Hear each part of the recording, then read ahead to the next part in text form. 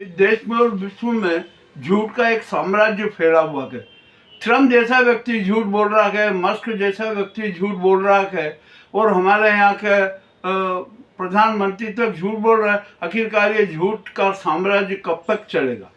आइए अब हम बात करते हैं इस मामले में कि हमारे देश में कितनी संस्थाएं और कितने एनजीओ विदेशी धन के गुलाम है। एक संघ भी है यहाँ पर, उसके बारे में भी बड़ी विचित्र बातें सामने आ रही है। जो भी हो, हम अभी इस बारे में विस्तृत चर्चा करेंगे। आइए आज की एक बात करते हैं। अभी आप हिंदुस्तान को कमज़ोर करने के लिए, हिंदुस्तान की सत्ता को प्रभावित करने के लिए ट्रंप ने और मस्क ने क्या कि हमने भारत को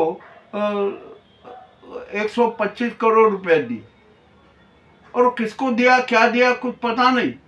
और क्यों दिया भैया आपने? कि नहीं, हमने तो ये मतदाताओं की संख्या बढ़ाने के लिए दिया था।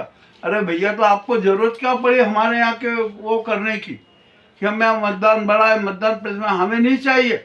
और ट्रंप ने यहाँ तक कहा कि जब मस्क ने तो भारत की सहायता बंद की, तो ट्रंप ने स्पष्ट कहा कि भारत के पास में बहुत पैसा है, हमें सहायता देने की जरूरत क्या है। परंतु मजेदार बात यह हुई, उनका लक्ष्य था कि कांग्रेस को किसी भी तरीके से टारगेट किया जाए, राहुल गांधी को टारगेट किया जाए, परंतु इस मामले में फेल हो गए।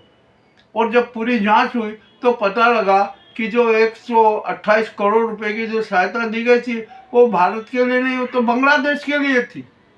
और यहाँ पर एक बात बता दूं कि CIA का अहम रोल रहता है सत्ता परिवर्तन कराने में। बांग्लादेश में भी जो वो उन्होंने करवाया।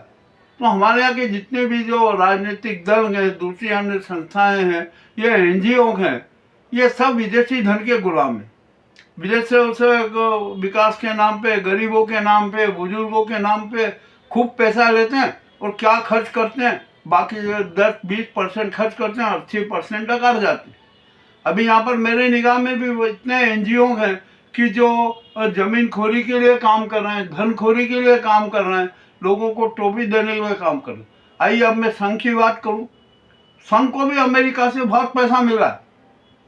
ये मैं मोहन भागवत जी से स्पष्ट कर रहा हूँ कि वो जांच करे कि आखिरकार संघ को अमेरिका से कितना पैसा मिला। मैं मोहन भागवत जी को याद दिला दूं कि जब संघ के नाम से अमेरिका में चंदाखोरी हो रही थी, भागवत जी के मामले के सामने मामला आया, तो भागवत जी ने खुद ने बयान दिया था कि अमेरिका में संघ के नाम से जो चंदाखोरी कर रहे हैं, वो किसी भी प्रकार का कोई चंदा ना दे। और कितना चंदा हुआ, इसके पहले कितना चंदा हुआ, ये तो हम कुछ कह नहीं सकते। और जो हमारे भारतीय लोग हैं अमेरिका में, वो किसी भी कीमत में कुछ न कुछ रूप से सहयोग करते ही हैं। संघ को करते हैं, एनजीओ को करते हैं, और अन्य संस्थाओं को करते हैं। तो आखिरकार विदेशी धन क्यों? हमारे यहाँ पर ईसाई मिशनरी है, उनके पास में भी विदेश से धन आता है, वे भी काम करते हैं। यहाँ पूरे देश में एक बड़ा घालमेल चल रहा है। ये जितने एनजीओ हैं, जितने जो हमारे जो ठेकेदार हैं संस्कृति के, सभ्यता के, इनको न जाने कहाँ से धन मिलता है। आइए अब हम हिंदुत्व के ठेकेदार हैं हमारे साधु संत, इनको पूरी केंद्र सरकार और मध्य प्रदेश सरकार भी धन देती है। आखिरकार आप ये धन क्यों बांट रहे हो गरीबों को? ये गरीबों को करो, स्कूलें बनवाओ, अस्पताल बनवाओ, ये सारा करो, और आप एनजीओ के भरोसे चलते हो। एनजीओ में क्या घोटाले होते हैं किसी को पता नहीं। अभी हाल ही में जब आपको याद होगा कि मैंने सीहोर के रेत माफियाओं का कांड उजागर किया था, उस समय वहाँ के प्रशासन ने ध्यान नहीं दिया। अब नए जिलाधीश आए, उन्होंने वहाँ पर रेत माफियाओं के कांड पकड़े, डंपर जब्त किए, जेसीबी जब्त की। तो वहाँ के जो रेत माफिया, उन्होंने कहा कि जो हर सरकार है, अफसर है, प्रशासन है, पत्रकार है, सब हमारे गुलाम है, सबको हमने खरीद रखा।